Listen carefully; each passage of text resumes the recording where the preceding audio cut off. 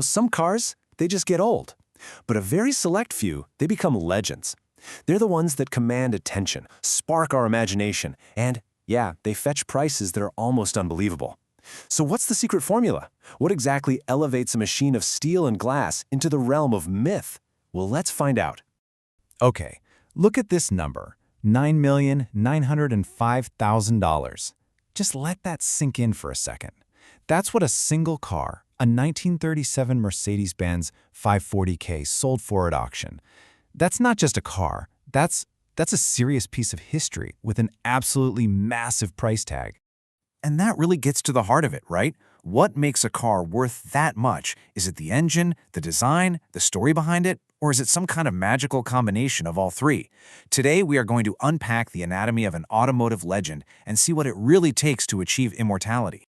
So first things first, you gotta look under the hood. For so many of these icons, their legendary status kicks off with engineering that didn't just push the limits. It completely redrew them. It created something the world had truly never seen before.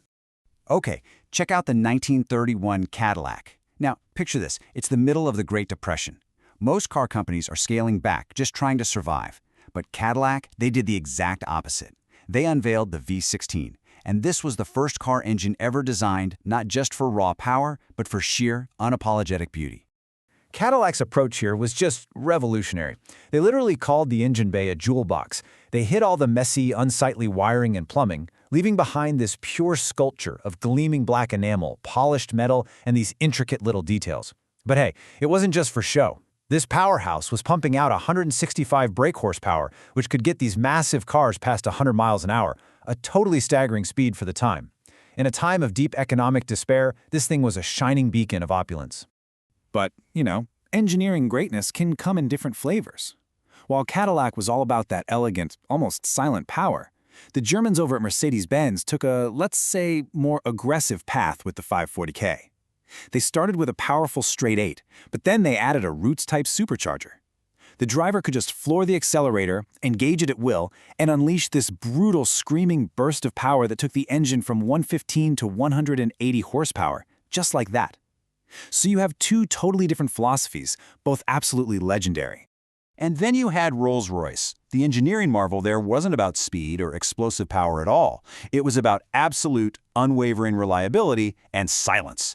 You have to remember, back in 1907, most cars were these noisy, angry things that broke down constantly. The Silver Ghost proved it was different by completing a 15,000-mile trial without a single involuntary stop. The press just fell in love, dubbed it the best car in the world, and that name, it stuck.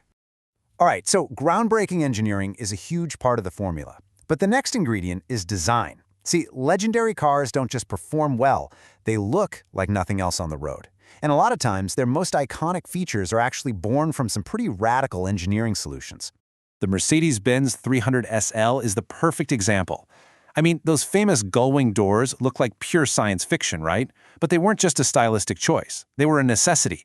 The car was built around this lightweight, racing-derived tubular frame that was incredibly strong, but it also had these really high, wide sills. Conventional doors just wouldn't fit, so the designers had to go up instead of out. It's a brilliant case of a design problem creating an absolute icon. Then you have designers who seem to be wrestling with the future itself. The original 1935 Bugatti Aerolith, which was lost to history by the way, was sculpted from an alloy called electron. It was a mix of magnesium and aluminum, and it was notoriously difficult to work with. I'm talking flammable, it would snap if you tried to force it, and get this, it even had a memory. Workers would spend an entire day shaping a panel only to come back the next morning and find it had flattened itself out again. Can you even imagine? The car was literally fighting being built, which, of course, only adds to its mystique. Okay, so you've got incredible engineering and breathtaking design, but the final, and maybe the most crucial ingredient, is the story. A car's history, who owned it, its journey through time. That's what we call provenance, and it is priceless. Let's go back to that $9.9 million Mercedes 540K. So much of its value is tied up in its incredible life story. It was originally ordered by the King of Afghanistan. When World War II broke out, it was hidden away at the Afghan embassy in Paris just to survive the conflict. After the war, it makes its way to America and spends 30 years as a roadside attraction in a Florida museum. It's had only 5 owners in its entire existence. Every single mile it's traveled is part of this larger narrative. You aren't just buying a car, you're buying its entire history. So this brings up a really fascinating question. How do you maintain a legend? Do you perfectly restore it to factory new condition, or do you preserve it just as it is, with all its battle scars and history totally intact? Turns out there are two pretty distinct philosophies on this. First, let's look at that lost Bugatti aerolith. To bring it back to life, a team of restorers basically engaged in what's called experimental archaeology. Now, the goal wasn't just to make a copy, it was to recreate it using the exact and often punishing materials and techniques of the era so they could truly understand how the original was made.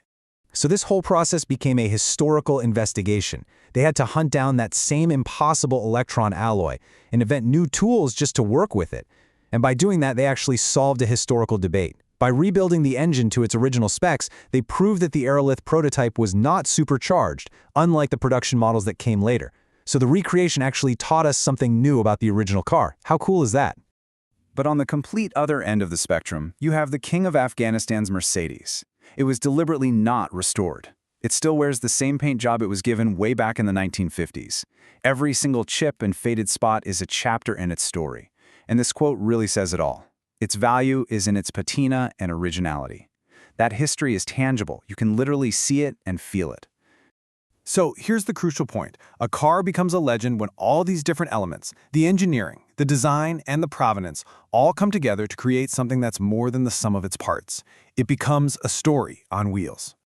And you can really see how this works for each car we talked about. The Cadillac V16. It combined that jewel box engine with an incredibly opulent design to make this defiant statement during the Depression. The 300 SL's racing-bred frame is what led directly to its iconic gull-wing design. And the 540K blended that on-demand power and those flamboyant looks with the unbelievable story of being a king's personal car. Each one has its own unique mix of these legendary traits.